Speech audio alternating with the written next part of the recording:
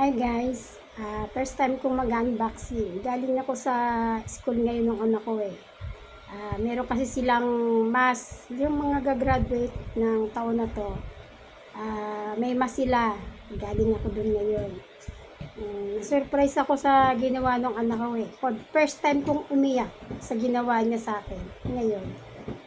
Hindi ko alam eh. Pagkatapos ng mas, sabi nung kanilang guest speaker or what, lumapit kayo sa mga magulang nyo at mag-thank you, i-hug nyo. Nakita ako sa kanya sa unahan kasi sa unahan siya nakaupo eh. Hindi ko alam, dito pa rin siya dumaan sa likod. Sa likod siya. Kaya hindi ko siya nakita. Nagulat pa ako pag harap ko. Ando na siya sa harap ko, may dalang gift. Hindi ko talaga inaasahan, naiyak ko kasi itong mga huling araw, nagtipid siya, naramdaman kong nagtipid. Nagbabawon siya ng lunch at hindi ko alam, baka ito yung kanyang bibilin. Tapos pagdating niya sa hapon, gutom. Alam ko nagtitipid siya pag ganyan.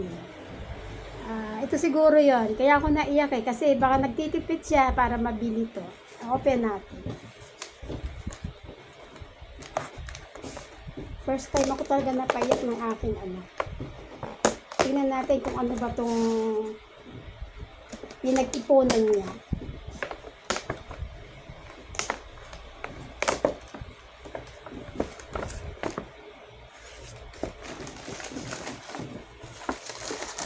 Tcharan! Wow, sinela.